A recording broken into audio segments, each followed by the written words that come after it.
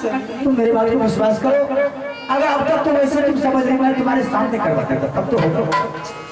ठीक है स्वामी, जब तक मैं इस बात को जानते हो और उसमें पड़ोस में टोला मोहल्ला के सभी आदमी जो रहा तुम उस पर विश्वास नहीं करती। ठीक है, मैं बुला के भाई साहब। ठीक है रानी, दोनों भाई बहन मिलकर की तरह सा मान सम्मान के साथ और तुम्हारे भाई मिलने के बाद ऐसे करना रानी, ऐसा भोजन बना करके खिलाना, ऐसा भोजन बना करके खिलाना कि शायद तुझे बाहर दुनिया से जाने का जी ना करे राजी हो।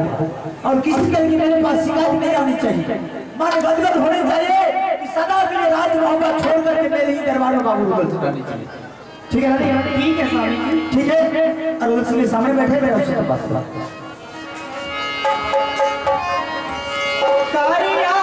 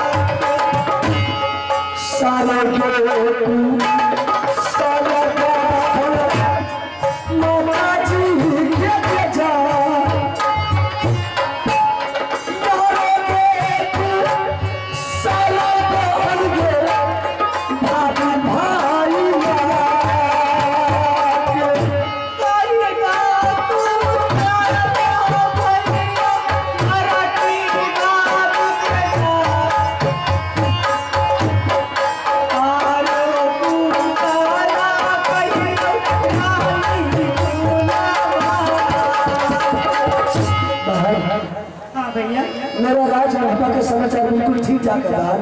क्या मेरे दोनों भतीजा अच्छे हैं? बिल्कुल ठीक है। दोनों भाभी अच्छे हैं? हाँ बहन, ऐसा कर बड़े भैया कैसे हैं? सब ठीक है। तुम अपना समाचार बता दो कि तुम किस तरह से रहते हो। भैया जब से मेरा दूल्हा बना के महुआ घर से लाए हैं यहाँ बांधो किला, तब से तो मैं ठीक हूँ। चल बाहर कोई जाता है इसीलिए। चल कोई बात नहीं है बाहर। जिस रास्ता से तुम्हारी बोला महुआ किला से बांधो किला आया है, आज जब भी जाएगा तुम्हारी बोला उसी रास्ता से तुम्हारी बोला लेकर के जाऊंगा। ऐसा कर बहन, मुझे रास्ता चलते चलते बहुत जोर भूख लगा है। तुम जितना जल्द हो मेरे लिए तुम कुछ खाने के लिए प्रबंध कर दो, हम भोजन कर लेंगे, मेरा आत्मा को शांति मिलेगा बहन। मैंने धीरे धीरे सारा समाचार तुम्हें बता ही देंगे। ठीक है भैया, आप सिंहासन लेके बैठिए यहाँ, हम तुरंत नौरी को बुला के आपको चौकी पर। ठीक है बहन, तब तक के लिए दरबार में आराम कर।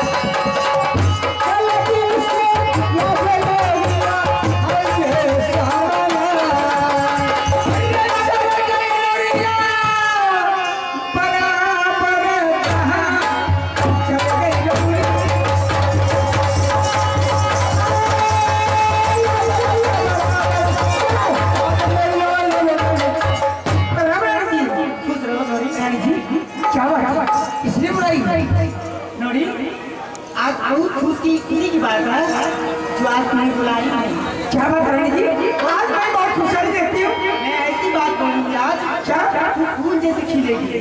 रानी जी क्या बात है? जरा कारण सुना सकती है? महुआ घर से मेरे पास छोटे भैया आए हैं। कौन छोटा भैया? बाबू रुदल सिंह आए हैं। रानी जी मैं तो जानती हूँ, एक बारह भैया आला से, मलकान से, सरकार से, बर्मन ये चौथा भैया कहाँ से? क्या जब मैं आ रही थी मेरा दौला यहाँ लेके आ रहे थे, हाँ महुआ घर से बांधो गिरा, तब मेरा भैया छोटे थे उस टाइम। उस समय मैं नहीं देखी थी। नहीं छोटे थे। रानी जी मैं तो यहाँ खुशहाली बनाती हूँ, दो बहन दो भाई, बस खुशहाली की बात है रानी जी। ठीक है रानी जी, आप कहेंगे चाहती है भोजन के लिए? हाँ मेरे भैया को ऐसा भोजन खिलाओ, ऐसा भोजन खिलाओ जो कभी ये ना कहे जो बहन की दुआ करें। ठीक है रानी जी, आप तो फिर लीजिए, मैं जा रही रसोई घर। अब ऐसे में खाना बना दीजिए, तैयारी करेंगे। ठीक है।